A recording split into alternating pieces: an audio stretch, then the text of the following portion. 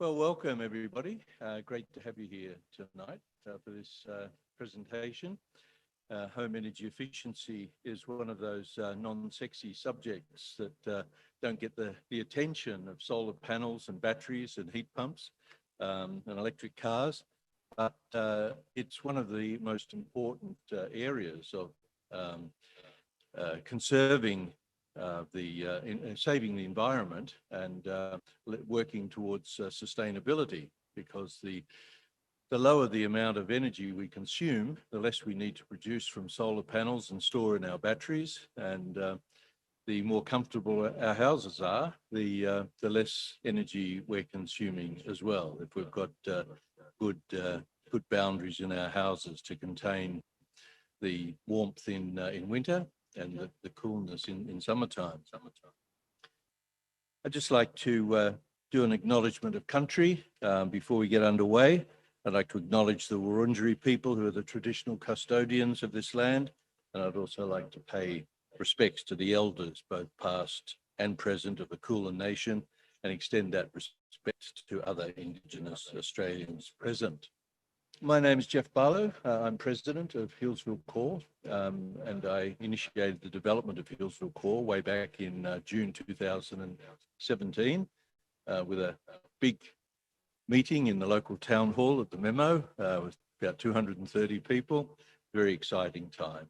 And we had a big group of volunteers who stepped forward, and we've been running as a volunteer group ever since, using funding from the local council, from Victorian government, the federal government, Foundation for Regional and Rural Development, and also from people donating to us individually, and from various organisations in the town, like the Commonwealth, the Bendigo Bank and the RSL and other organisations. So we're a real community effort, and tonight has happened because of that community effort as well. The funding has come through the local council, and we thank them very much for that, putting our rates to good use, and also the volunteers who have been responsible for getting the programs out at the beginning of this year, getting them printed and so on, and setting up this event, doing all the promotion for it, and of course all this great technology where's Rod over the back, that Rod has been getting organised for us. Quite a technical session tonight, because it's a live event, but we're also streaming it online, so people are looking at it online at the moment as well. And one of our speakers couldn't make it tonight, so he's sitting in his home and going to do it by webinar using his camera, and you'll be able to see him on screen here. And he will also be part of the live streaming as well, but from his living room. So it's quite complex, and in addition to that, we'll also be recording it so that the event will be available after tonight for people who couldn't make it, or if you would like to have a look at it again. Healesville Core is really focused on transitioning Healesville to become a net zero town by 2027. That basically means, in our terms, a town that basically uses green energy, that all of the electricity in the town that we use in our businesses, in our homes, is all green energy. We're doing that by running these sorts of educational events for the community to help to educate people about solar panels, batteries, carbon production, the need to reduce our carbon footprint, home energy efficiency, which is the theme for tonight. And we also run offers for the community as well, offers for so the community can purchase solar panels and batteries, and we help people to get reliable and trustworthy installers who are not too expensive to do the job for them, because that's one of the main difficulties for people, is to find their way through the labyrinth of offers that are out there in the community.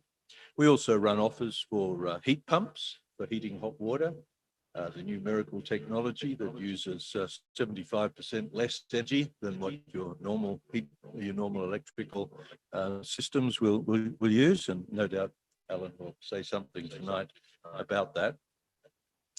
In addition, we recently applied for a grant to the Victorian government, the Sustainability Victoria, to set up a centralised hub in Healesville that would link in with 7 other community groups in the eastern, northeastern and southeastern region, right through into Knox and Maroondah and Whitehorse.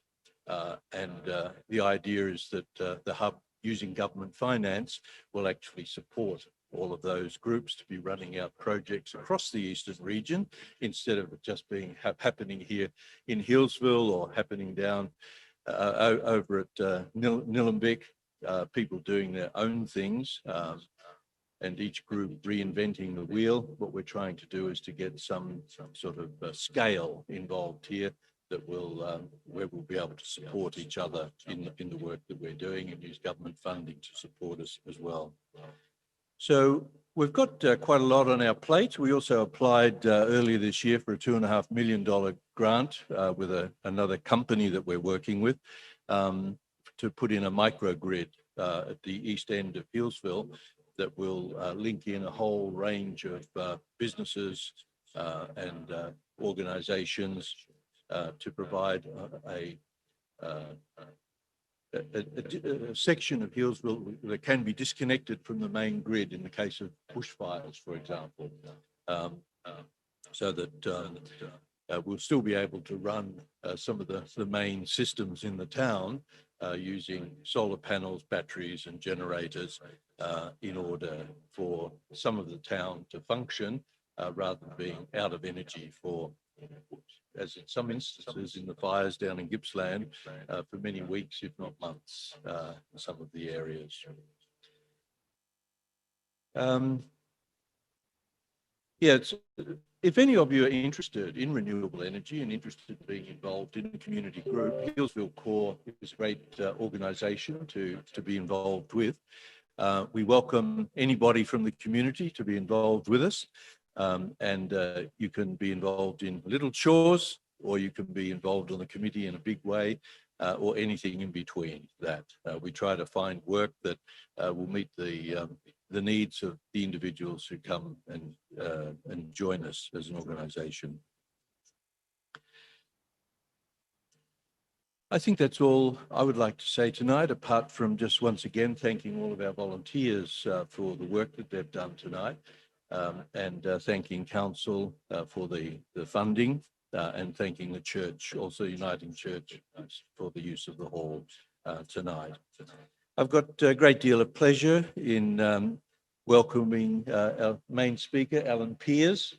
Alan comes with a very strong and long reputation in the renewable energy field, particularly with home energy efficiency. And I'm sure that you will hear tonight from the expertise that he brings, just what a breadth of knowledge he's got. Alan is still working in the field with all the latest information, and I have a great deal of pleasure in welcoming Alan. If you could put your hands together just to welcome him to the microphone. Welcome. Well, hello everyone out there in the ether as well. I have no idea how many there are. Now, what I'll try and do is go through my presentation reasonably quickly to give us time for questions and discussion. I tend to overdo the amount of content on my slides, so you can keep in mind that you will be able to look at these slides in the future because they'll be on the website. And in fact, that reminds me that I've actually put the link to my talk that I gave last year on the bottom of this slide, because while there are a few slides that are the same as last year, most of this is different. So you might find it useful to have a look at those other slides. So what I want to do first is set a bit of context, and then we'll get into talking about houses and energy and stuff. Okay. Anyway, this, by the way, is a global award-winning house designed by Wollongong University students for a competition globally called the Solar Decathlon. And I think they came second or third in the most recent one.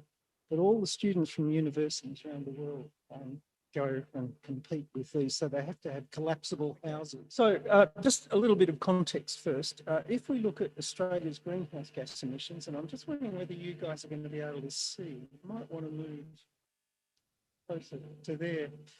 There's lots of seats. This just shows a breakdown of Australia's greenhouse gas emissions by sector. And basically, emissions from our fossil fuel use are about 80% of Australia's greenhouse gas emissions, with electricity being about a third, then stationary energy, which is mainly gas, is a lot, transport's a lot. Fugitive emissions are the methane leaking from coal mines and gas fields and all those sorts of things. So they make up 80% of the whole game. So the thing is, we need to go to net zero emissions as fast as we can. And that means we have to work across all sectors, including agriculture and waste and land clearing and all those kinds of things. We've got to throw everything at it because we've just wasted pretty much 30 years and we haven't got much left. So there'll be lots of things that we can do, and I won't go through all of these, but you know, we can save energy, we can use green energy, we can change industrial processes with new kinds of cement and timber instead of cement, all sorts of things. So there's a lot of opportunity. It's just that we've kind of left it to the last minute. Also, I just wanted to talk a little bit about how climate change works, because unfortunately, things are actually a lot worse than most people realise, because when we look at temperatures, you know, at any one place over the year, they sort of form a sort of a normal distribution. So they're hot sometimes and cold sometimes, and most of the time they're in the middle. And what's happened here is that we've moved this distribution by about a degree, a bit more than a degree, since we got here, and white people got here. But because the curve is shaped the way it is, that little 1 degree move has increased by factor 4 or 5 the number of days that are hot. So the problem we've got is if we go another degree, we're going to have, not very good at holding this, am I? We're going to have about double the number of days that are extreme, right? So this is kind of serious stuff. And the kinds of things that are changing are challenging. And I guess you guys have watched the bushfires in other areas and, well, the floods and things. And this is where, you know, there's always kind of complicated things. Like, for instance, every degree warmer that air is, it can hold 7% more water vapour. This is why when we dry our clothes in a clothes dryer, we heat the air and it can carry lots of water vapour, and then it all condenses on the windows and the walls of my house, right? This is how it works. The problem we've got is what this means is that there's a lot more water in the Earth's atmosphere in humid periods. So when it falls, there's more water, which means we get bigger floods. So all of these things are starting to come together and affect us. And as Jeff was talking about, the increasing risk of infrastructure failures is very real now. And I think that the strategy that you guys are talking about being able to run your basic community services without the grid is a very good idea. So that's all great. And there's a lot of other issues, like the psychological impacts of the uncertainty of, say, high fire risk periods. I think it's something that maybe a lot of the city people don't get. I've got family in the Dandenongs, and in the 2009-10 fires, we were sort of shuttling my elderly mother backwards and forwards to the city on, you know, hot days when there might be a fire, and you just see families are confronting, do we send the kids to school, or do we all go and visit Auntie Mary? Or, like, there's all these kinds of issues that are really very challenging for us. So there's lots of other things that are going on that are affecting what we're doing with buildings as well. One good thing is that we are sort of learning from experience that the building industry hasn't been very accountable. And so we've had flammable cladding and cracking buildings and all sorts of things go on. And there is now pressure building to fix that. At the same time, particularly from an energy point of view, we are in a position where now we can use a thermal camera, or we can use other sensors and things like that. We can use smart monitoring systems so that we can track what's going and make sure that the building's actually working the way it's meant to. So likewise, things like blockchain are going to mean that you will be able to be much more confident that the double glazed low E coated super argon window that you're putting in really is the one you wanted, because they'll be able to track it right through the whole supply chain. So these are really valuable changes that we're just in the early days of those. And obviously we're having to adjust our design of our buildings in all sorts of ways to cope with the changes. But we're also seeing, you know, we've suddenly, a lot of us are now working at home, and like we're doing a whole lot of different things. At Melbourne Uni, I go to talk there yesterday, and Melbourne Uni can't use the lecture theatres that are upstairs because the time it takes everyone to get up the stairs and up the lifts means that they just literally can't run it to schedule. So these are the kinds of things that are kind of popping up, and there's a lot of change that we need to think about with regard to our homes as well. Everyone's realised now that gas is actually a fossil fuel, even though it's called natural gas, and that we need to get off gas because the hydrogen concept is a bit overhyped for starters, but also it's going to be 10 to 20 or even 30 years before we've really got it. So we need to do what we can now with some pretty good cost-effective technologies that will still be cheaper than hydrogen anyway. So you know, just need to go.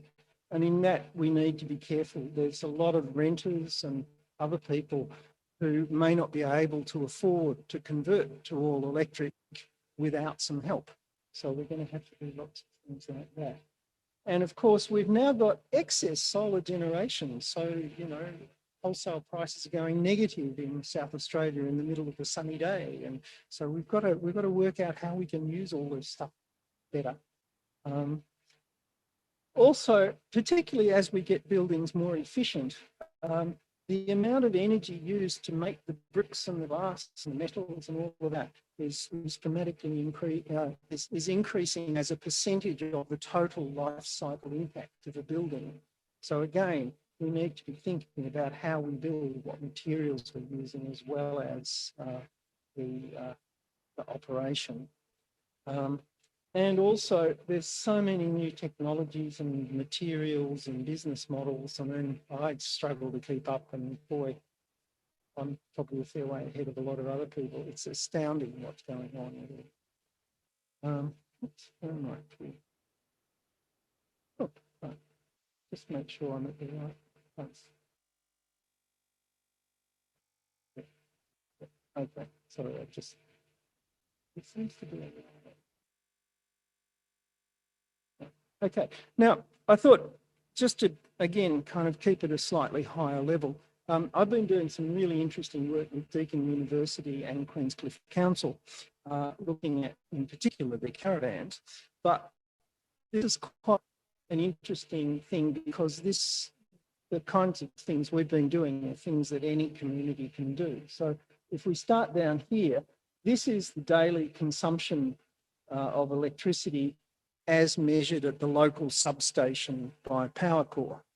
And so what you see is that overall their consumption goes up in winter, and yet over half of the homes in the area are holiday homes that are mostly empty in winter. So this is telling us people are using a fair bit of electricity for heating and hot water and things like that. That's going up in winter. So there's something going on there. The second thing is, this is the Australia Day weekend, and this is Easter. Things go berserk. And so what's interesting there is that when I pulled out a few days, so here's a few ordinary sorts of days showing the consumption from midnight through to the middle of the day to the night.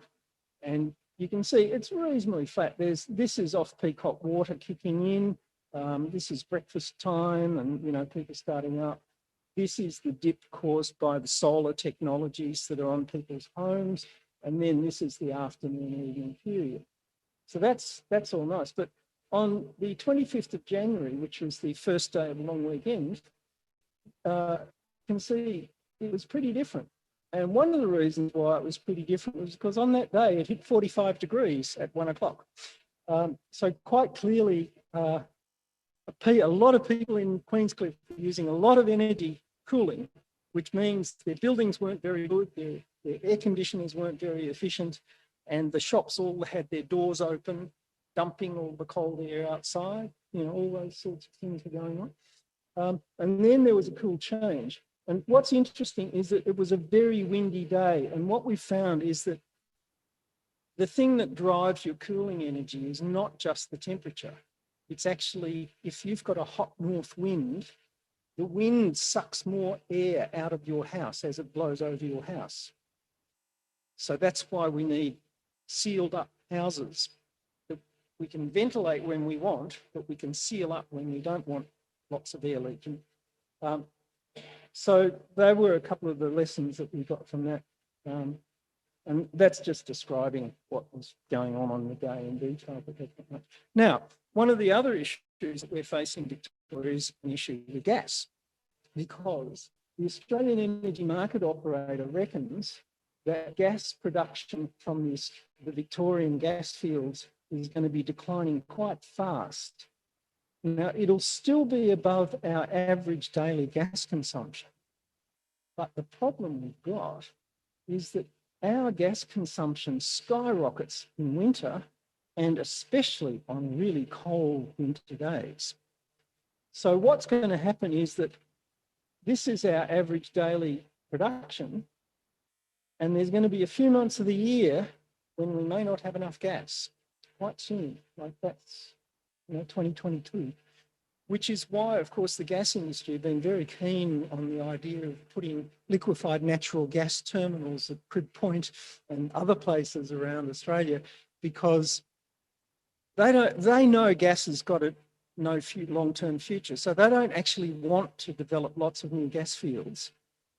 And what's interesting is that our winter happens to be the northern summer. So they can actually buy liquefied natural gas in ships quite cheaply during our winter, because the Europeans and Northern Asian ones don't need any heating. So there's an interesting kind of game going on here. But what this again highlights is that we really, really need to start focusing on our winter heating energy and getting it right down as hard as we can, for two reasons. One is because we could be short of gas, or we'll be paying a premium for the LNG to come in and all that. But also, if we're going to go off gas, we need to be very careful about how much electricity we're using, because we could have problems with the electricity system. So these are the kinds of things that are going on at the moment. Looking at our own homes, I think a few years ago, I think a lot of people really thought that rooftop solar was like the silver bullet that would solve everything. I think a lot more of us now know that rooftop solar is really good, but it's not a silver bullet. And this just shows the production of a rooftop solar system in December. And you see there's a few days there where it's actually not very good. And then in June, right, when on average it's much lower, right? So we actually have an interesting challenge, because basically the solar system's delivering least electricity in the middle of winter, when if you've got a solar water heater, the solar's not contributing much hot water. And that's where these heat pump water heaters are actually better at the winter performance than a normal solar system, which is one reason why lots of people are going for them. And also the solar collectors compete with rooftop solar electricity for roof space. So there's kind of things like that happening too. Oops. So again, as Jeff pointed out, I'm a bit of an energy efficiency nerd. And the reality is if we build a really good house and put in really efficient appliances, we need a lot less electricity to run it. And also our peak demand for electricity is much lower. So overall, we can save lots of money. And this is one reason why the International Energy Agency, who are kind of the global hotshots, they describe energy efficiency as the first fuel.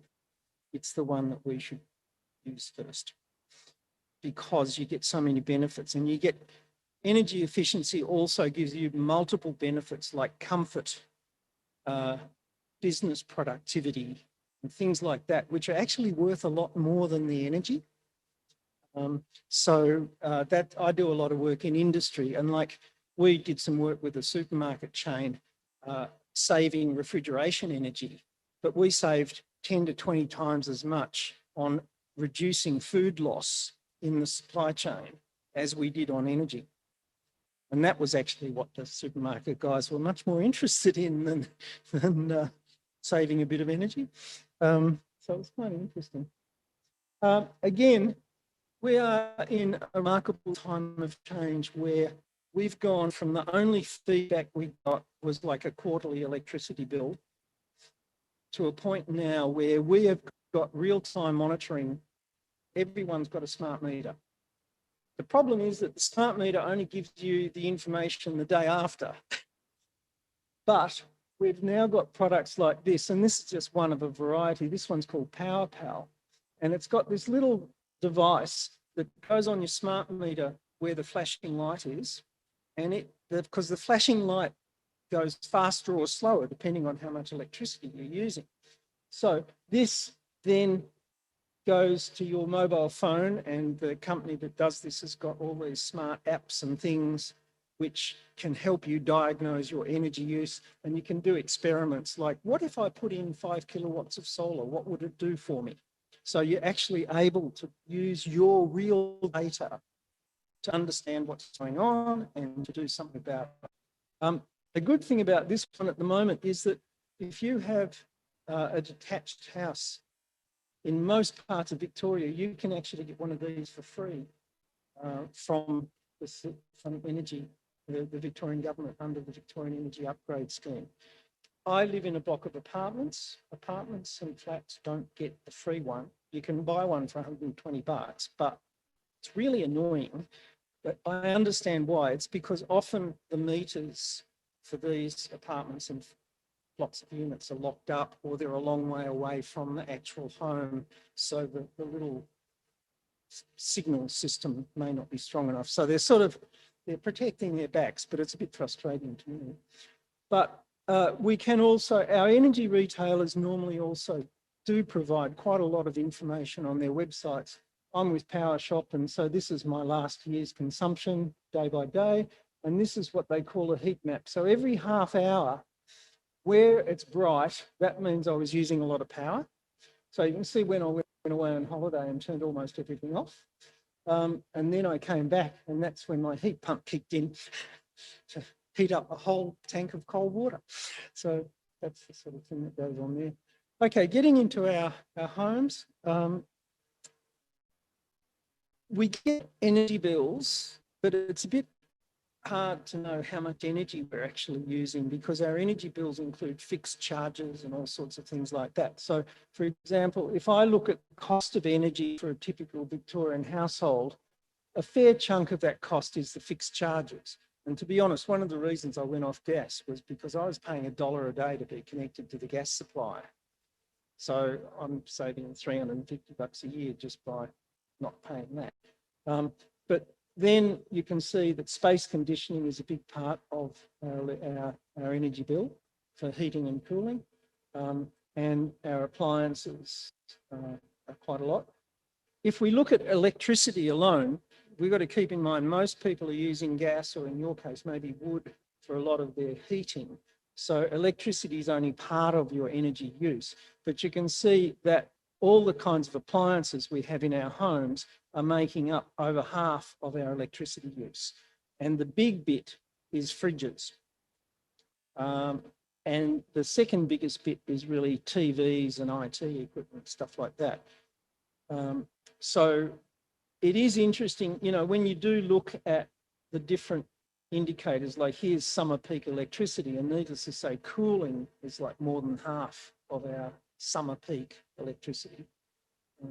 So, and if we're looking at greenhouse emissions, electricity and gas have different greenhouse emissions. So there's all sorts of things like that. So it depends which indicator you look at, what it tells you. And so I like to look at multiple indicators because they each tell a different story and I can get an overall picture. Most people don't do that, but I'm a nerd. So, also, if we look at appliances, appliances are improving quite a lot in performance. And so what this graph does is look at heating and cooling and fridges and hot water and lights and cooking and all sorts of things. And the blue bar shows how much a hypothetical 2 or 3 person household that's all electric would have been using for home heating and cooling in 2014. Then the orange bar is how much this mythical household was using in 2019.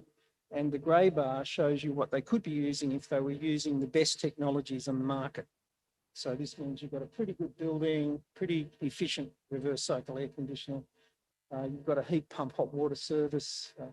You've got a heat pump clothes dryer, and you can see it's kind of hardly visible. So they are all the sorts of things we can do. And again, you know, to be honest, Australia is pretty average in terms of the policies and strategies that we're using to drive efficiency improvement. I mean, we brought in energy labelling in like the mid-80s, and we haven't done much with it really. You know, likewise, Victoria had our first building energy regulations in 1991. We haven't improved that much since then. Now, one of the things that is important if you are changing appliances is to look for energy labels. And there are a few tricks with energy labels. First of all, a lot of labels, people think, they see that label and say, oh, well, if it's 4 stars or something, that's probably pretty good. But technology's been moving so fast that a lot of appliance technologies have gone past the maximum number of stars. So if you got more than 6 stars, you can have an extra, what they call a coronet, very, very royal, a coronet of extra stars. So you can have up to 10 stars. And so, for example, the best TVs are like 8 stars. The best clothes dryers, the heat pump clothes dryers are like 9 and 10 stars. But still, the best fridges, we've just readjusted the scales and everything, the best fridges are only about 5 stars. So the stars are a bit tricky. The other thing you've got to keep in mind is that the star rating is about consumption per unit of service. So for example, the dishwasher label is energy use per place setting. The fridge label is energy use per litre of storage volume. But the number that's here is actually telling you the actual consumption when they're doing the whatever the standard test is. So it's quite a handy idea to look at the consumption number over the star rating, because you might buy a slightly smaller fridge that's not quite as good a star rating, but it's actually lower consumption. And it's you pay for the kilowatt hours, not the star rating, right? So also, what's almost exciting is that they're introducing a new label for reverse cycle air conditioners. Unfortunately, it's been phased in over 5 years. We've just started. So a lot of the manufacturers won't put this label on because the star rating scale's been adjusted so it doesn't have as many stars as the old label. Right? This is how industry respond to things. But what's important about this is there's 3 lots of stars because they've actually rated them for cold climates, moderate climates and hot climates. So you guys are in a fairly cold climate, so you can look at the star rating scale that works for you. And this is quite important because you can see the star ratings do change a bit. And some manufacturers design their products to work better in cold weather, like if you're in Japan or places like that, they tend to make them to work better. So that's the sort of thing to keep in mind. there's quite a lot of products that have labels. Pool filter pumps have just come into a mandatory scheme, and there's really big savings there if you've got an existing pool. Okay, on to buildings. I'll spend a few more minutes. Righto, we'll see how we go. When we're thinking about buildings, location matters. How you've got the site with your solar access and exposure to wind and things like that. Then where you put the building, which way you face it matters. The building itself can be really efficient or not, and that's about the size of the building as well as all the other features. And then, of course, there's all the equipment that we put in building, and all of these things matter. And it's a slight diversion from buildings, but I thought I'd have a plug here. Your average Australian household spending over $10,000 a year on transport, and only about a quarter of that is actually fuel. And this is where, if we can help people have to own fewer cars by urban planning, so we don't need cars so much, by getting an e-bike or an e-scooter or things like that, and providing safe infrastructure so people feel comfortable using it. There's lots of things we can do. And of course, virtual travel and working from home and all of these things are now much more possible than they were. So helping people work out how they can avoid having to own so many cars can save them a lot of money, as well as helping the environment. Just as a side effect, this is my grumpy 7-year-old grandson being driven around in a cargo electric bike by me, trying to keep up with my 10-year-old who was on an electric bike, streaking it. Yes. Anyway, right, okay, the building. Now, if we look at a really simple uninsulated building, we see there's a lot of heat flow out through the roof and in through the roof, in and out from the windows, the walls, the floor. There's air leakage. All of these things can be really big. And what you've got to keep in mind is if we insulate the building really well, the windows and the air leakage then become the main issue. So you've got to keep in mind these numbers, these are all based on an uninsulated house, which hopefully no longer exists in Victoria. It's not the case. And of course, the direction we face the windows and the solar axis and all those kinds of things are what we're getting to. Air leakage is getting really interesting because we've got to a point where air leakage is actually becoming, making houses tight is starting to cause us some problems with condensation and mold growth and things like that, because people don't realise, when you have your shower, you create a lot of water vapour, and if you don't use an exhaust fan, it's going to get around your house. Likewise, if you dry your clothes on a clothes rack inside your living room, all of the water that was in those clothes is going into your house. And this is why, we don't think much about where's all this water coming from. Well, the answer is it's coming from a lot of things we're doing.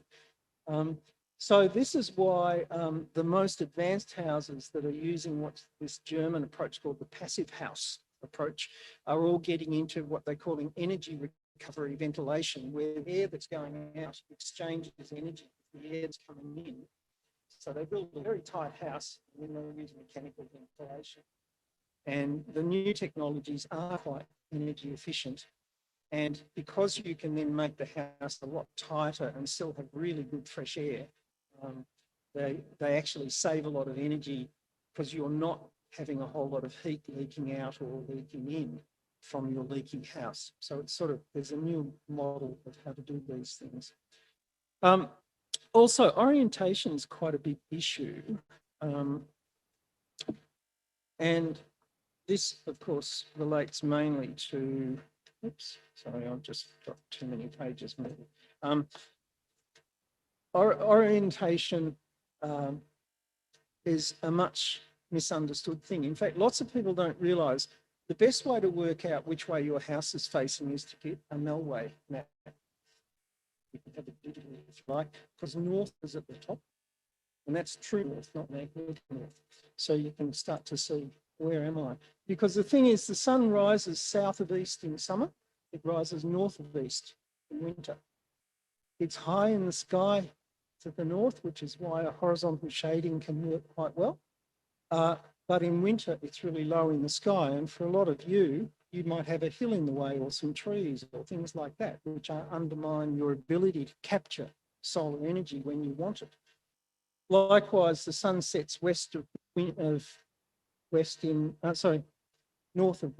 in winter, south of west in summer. So again, see, if you want to protect, say, a west window from summer afternoon sun, you can plant vegetation or put screens up or things like that here, and you'll still get the winter afternoon sun, but you'll block out the worst of the summer afternoon sun.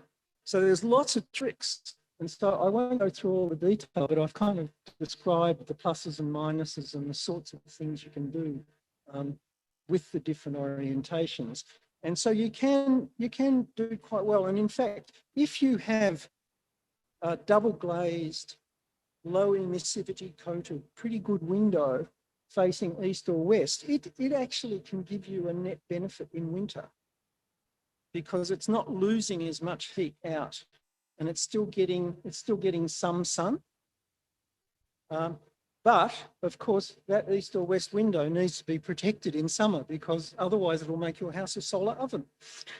So you've got to think about all these things, but we do have all the tools now to make houses work quite well, including houses that don't have the perfect orientation or perfect solar access. Glazing is really a very big problem for us, and like windows are the biggest heat flow pathway in most houses. And in fact, we need to keep in mind that even a really good window, this is double glazed, low emissivity, only has an insulation value of about R.5. Now, your average insulated wall is like R2.5. It's got a lot more insulation than your window. So even the best windows are not fantastic at reducing heat flow. And really what you're relying on in winter is that you're hoping that you're going to get a bit of sun in through those windows to offset its lower insulation properties. And also, let's face it, we do like to the damage. So we need to be a bit careful about glazing. And honestly, a lot of architects do very strange things with windows, I have to say. And the other thing that's really important, this thing called a low emissivity coating. Low E coatings, the nicknames are heat mirror. And the thing about a low E coating is that if your body is near a low E window, it reflects back the heat that would have been radiated from your body out through the window. So low E coatings are really good for winter. And this is actually showing, this is a standard window with quite a low temperature. And this is a low E double glazed window, which is a lot warmer, like about 10 degrees warmer. So if you are replacing windows, get a low E coating in your double glazing because it transforms the performance and the comfort that you will have near the window. Also, we're using our computer models. The NatHERS rating tools are around now, and it's kind of frustrating because those tools model the performance of each room in your house for every hour of the year. They produce an enormous amount of useful information, most of which your energy rater will never talk to you about because they may not even know it's there. This is some work that a friend of mine, Tony Isaacs, does, where he's compared the hourly performance of a 9-star house and a 6-star house on a hot day. And so here's the temperature, the grey is the temperature, and you can see that the 6-star house living area actually gets as hot as the outside, because that's the thing. 6-star houses would be illegal in in Europe and a lot of the US. And our problem is that our 6-star houses are typically designed to work really well in winter, but they don't pay enough attention to shading the windows and the orientation. So they are often solar ovens in summer, right? So they are changing this. The new regulations require them to meet separate summer and winter performance standards, but they're still really weak. So you need to be really careful. The data is in there, so you can tell what the living area and the bedrooms would be like. So like the 9-star bedrooms, you can see on the hot day, say about 25 degrees, but the 6-star ones get quite warm. And the 6-star living area is really quite unpleasant. And one of my PhD students at RMIT showed the higher the star rating with the existing housing we're getting, the higher the cooling bills are and the hotter they are on average over summer. So this is one of these classic perverse things where the bureaucrats kind of got it a bit wrong.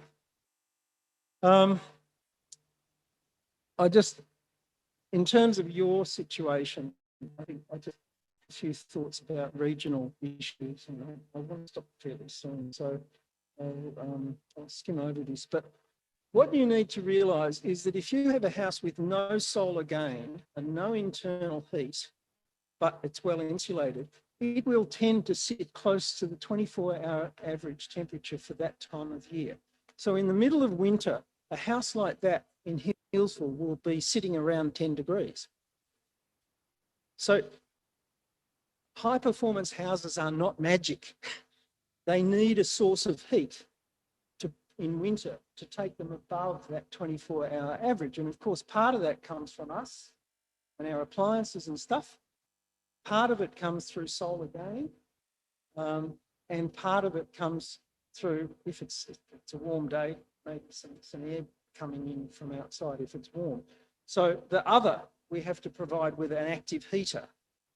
And so that's why, you need to understand that insulation is not magic. It's not just going to make your house comfortable all the time. It'll make it more comfortable, and it'll mean you have to inject less heat or less cooling to keep it comfortable. But it's not magic. That's the main lesson. There's no, free wins here. And of course, you've got all sorts of interesting challenges with solar gain because of the vegetation and the hills and all those kinds of things. So I've talked about that already. And, you need to keep in mind, if you've got big windows with lots of sun coming through, you can get fading furniture and glare problems and some of the things like that. So, windows are not magic either, but you can manage all those things. And I think the thing that we have to keep in mind, my parents, we built a passive solar house for them near Emerald. And my mum used to sort of sit near the north window on a sunny winter day, and she just loved it. The radiant heat, light, and it's a good window is a really great thing. So I'm not being anti them, but we just have to be really careful with them. Now, look, I might skip this now and just go straight to questions and answers. But what I've got here is a couple of slides on how heat pumps work. So if you want me to go through that, I'm happy to do that. But I want to give people a bit of a chance. We've got 8 minutes before my official deadline. So I want to give people a bit of a chance to ask questions or comment. Does anyone have a question or you? Oh. Okay. All right. Okay. Because look, honestly, there's lots of engineers who don't understand how heat pumps work. Right? It's a serious problem we have in Australia. Okay. So the thing about a heat pump is it does not generate heat like an electric radiator or a fan heater or a gas or a wood heater when it burns wood. A heat pump extracts heat energy from one place, concentrates it and raises its temperature and then dumps it somewhere else, right? That's why it's called a pump, because doesn't generate heat.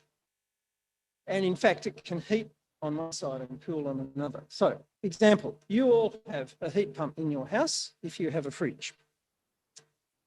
And the way it works is, you see, heat gets into the fridge through, you open the door, hot air gets in, you put warm food in, and some heat leaks in through the insulation. So the inside of your fridge, you have a panel that is sucking heat out of the inside of the fridge.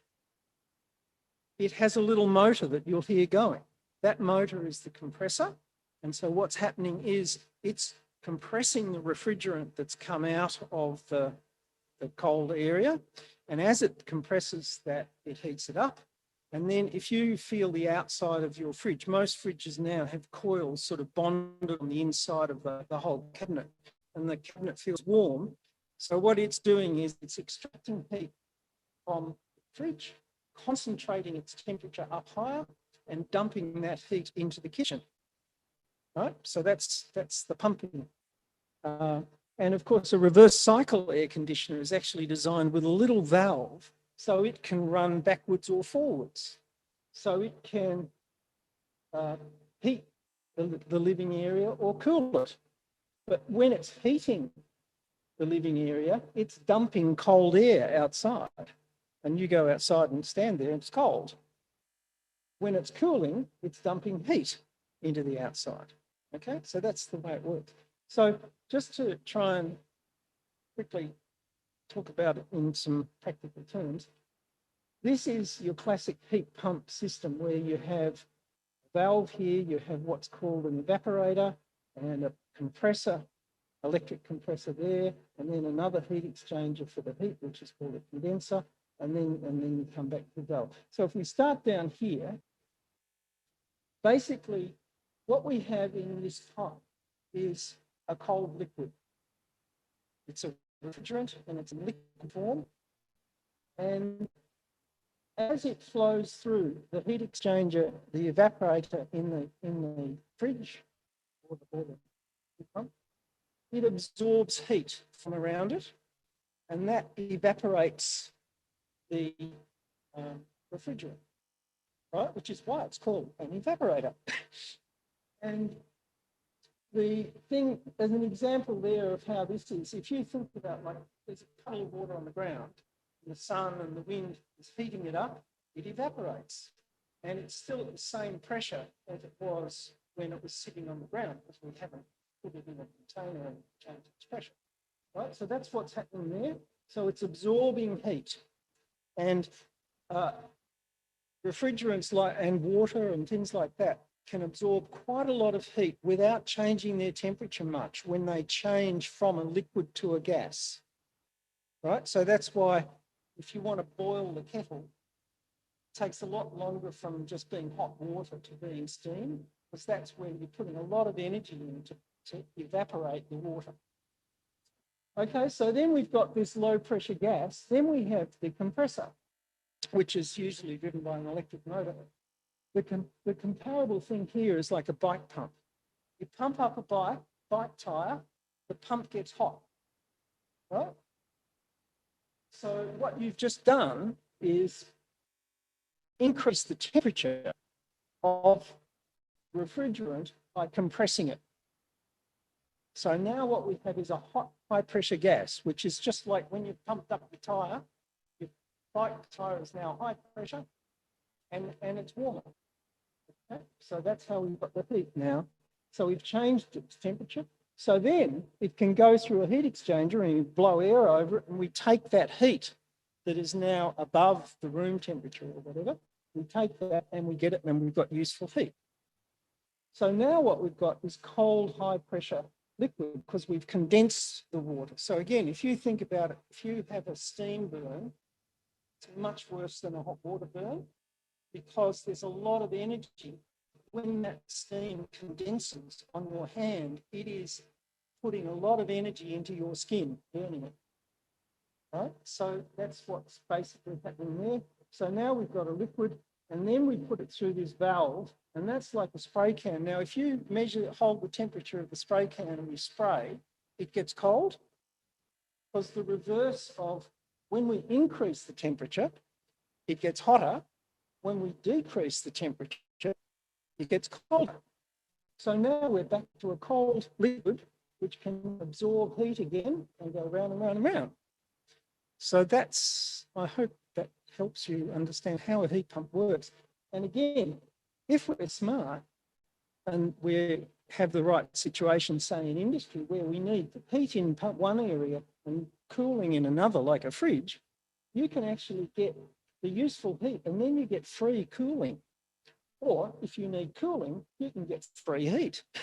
Like, as I say, I mean, if you go out and stand outside the unit of your reverse cycle air conditioner, I mean, in summer, it's producing a lot of heat, which you don't really want. But I mean, it's there, it's heat that could be used. So that's the kind of idea of a heat pump. Oh, yeah, there, I've just talked about all those things, so that's all right. The other thing that's important is a lot of people think that if it's cold, the heat pump can't work.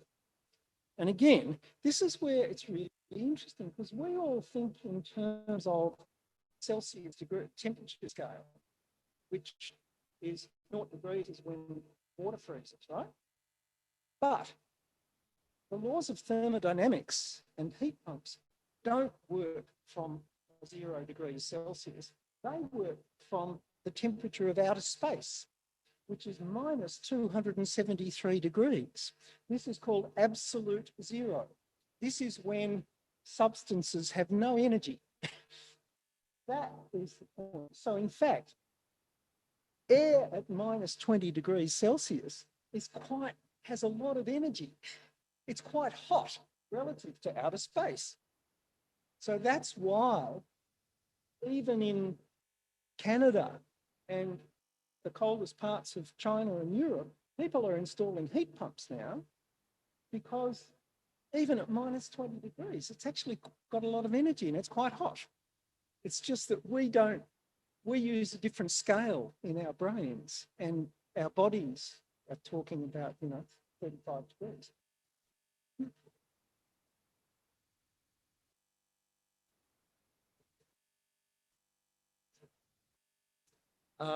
People have tried. The problem we have is that modern fridges are bloody efficient. So a good modern fridge is only producing about 30 watts of heat, which is like less than an old-fashioned light globe. It's just not worth it. Yeah, and look, as an energy efficiency nerd, I would love to use it. And in winter, it is heating the kitchen. But yeah, it's just not. So these are the practical things. So anyway, so that's, yeah, well, that's right. Well, I won't go through these, but you can look at them. The government does have quite a lot of incentives now. They just put 800 million bucks in the last budget to help low-income households upgrade appliances and buildings. And also there's a lot happening in building energy policy at the moment. It's lacking ambition from my point of view, but it's a really big change and there's some quite positive stuff. And groups for social justice, people like Australian Council of Social Services are really doing some fantastic work on behalf of vulnerable and low-income households. And it's, 30 years should have been happening 30 years ago, but it's happening now. So that's all good. Okay, right. Oh, one thing here, blinds. I really like these blinds that you can pull up from the bottom or down from the top, because a lot of north windows in that, now that it gets hot still in March, not this one, the fixed eaves aren't wide enough. And so you get the heat coming in the bottom part of your window. And also that's where you fade the flooring and all of that.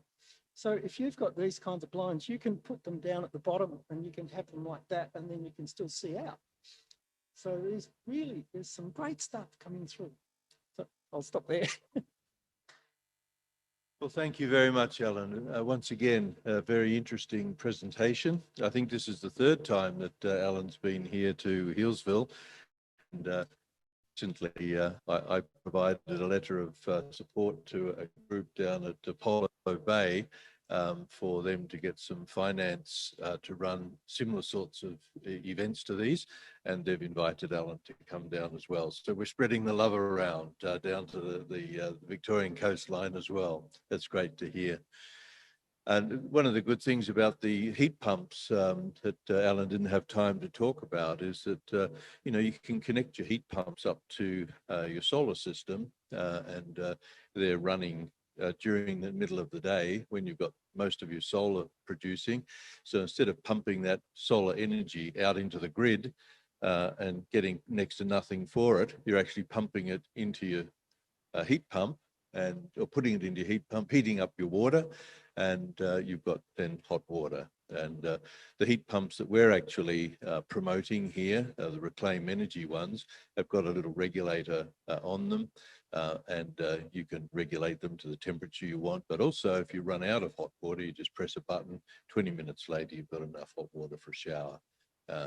They're great little systems, and they use 70% less electricity than your normal electric systems that you've got. Well, enough of that now. But once again, thank you very much, Alan. Great to have you here and great to have your presentation. I'm sure everyone's enjoyed that.